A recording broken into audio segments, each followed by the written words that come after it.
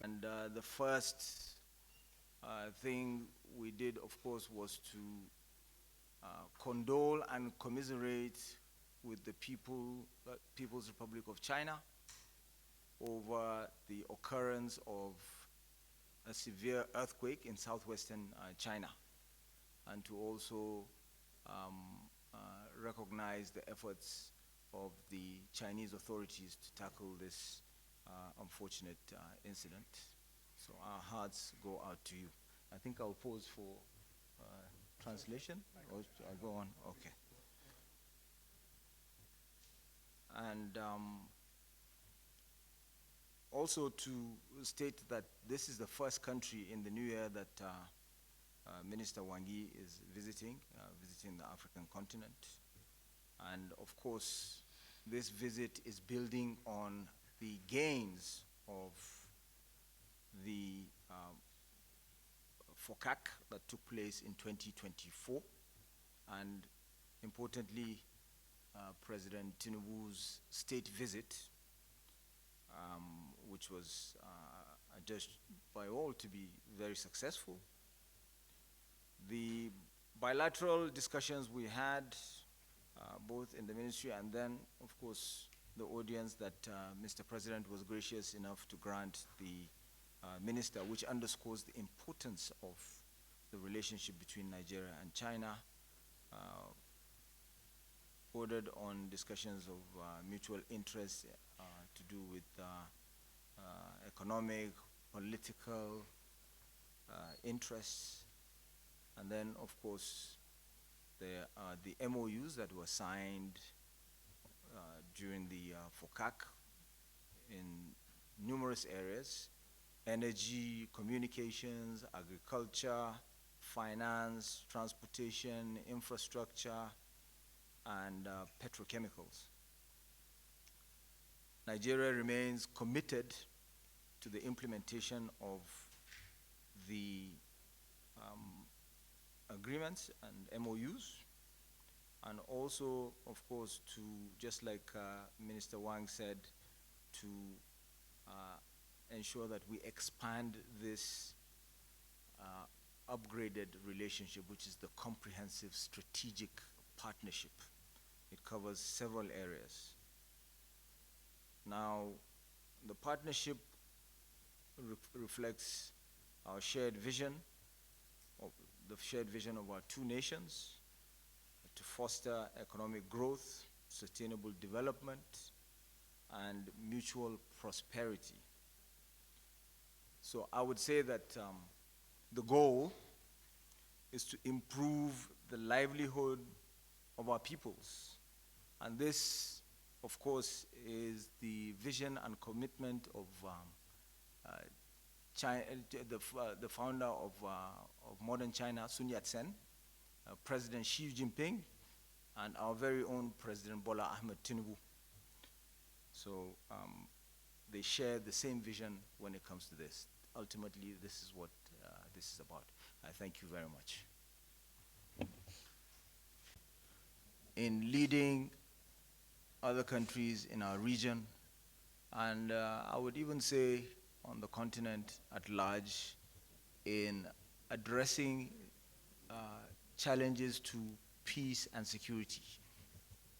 And we do this whenever we partner with other countries and have their support, including major powers that are outside of our region, outside of Africa. And we appreciate that sort of approach. And this is why we work well with countries like China.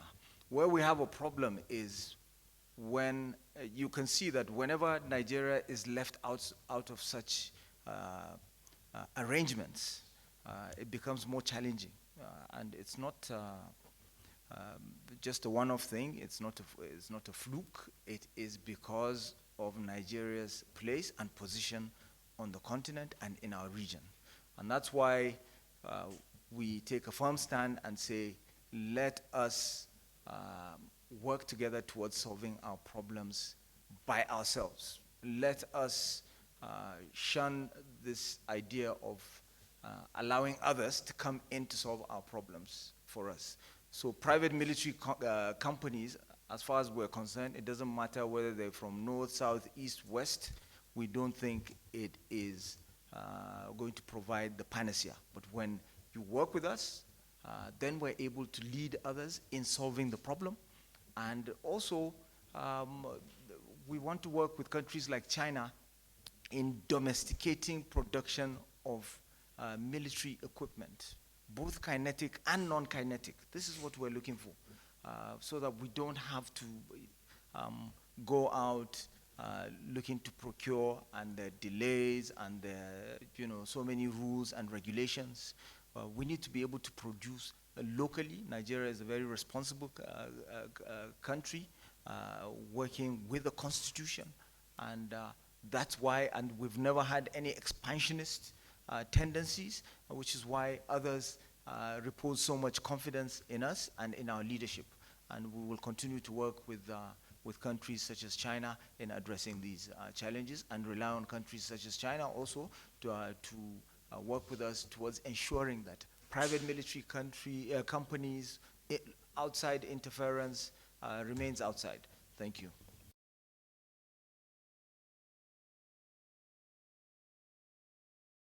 签署了新一期的货币互换的协议，那么延续了我们金融合作的一个良好的势头。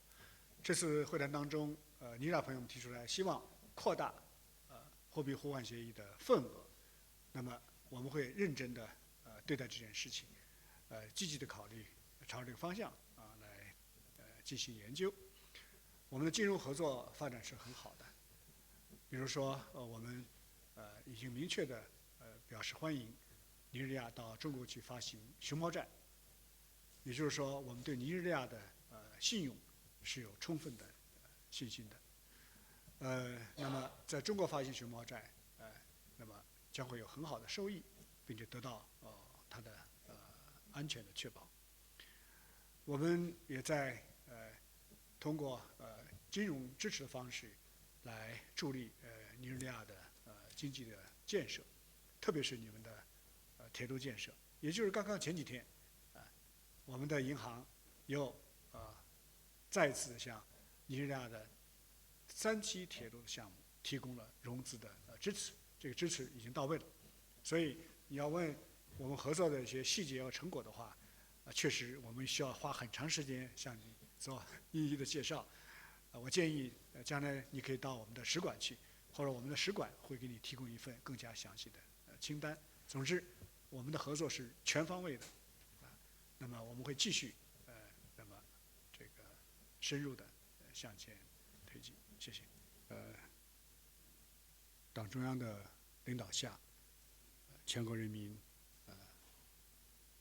共同努力，灾情已经得到有效的管控，人道救援在有序的推进。中国人民一定会战胜任何自然灾害，并重建自己的家园。3大突出的成果：一是关系定位实现了新的飞跃，两国元首共同宣布中尼关系提升为全面战略伙伴关系；二是团结协作建立了新平台，中尼政府间委员会首次全会成功召开，推动中尼合作提质、升级、协同并进；三是国际合作达到了新的高度，双方在国际地区事务中密切协调，携手推进全球南方群体性崛起和发展振兴。建交半个多世纪以来，无论国际风云如何变幻，中尼始终本着相互尊重、平等相待的精神，深化友好、务实合作，成为南南合作的成功的范例，中非合作的重要的标杆。我们要在两国元首的引领之下，坚持中尼关系的战略性，继续在涉及彼此核心关切问题上坚定的相互支持，始终做相互依赖的好兄弟。我们要突出中尼关系的示范性，继续敢为人先，为中非合作高质量发展和非洲现代化注入动力和信心。我们要发挥中尼关系的互补性，充分对接各自的优势，不断挖掘清洁能源、绿色矿产、金融等新领域合作的潜力。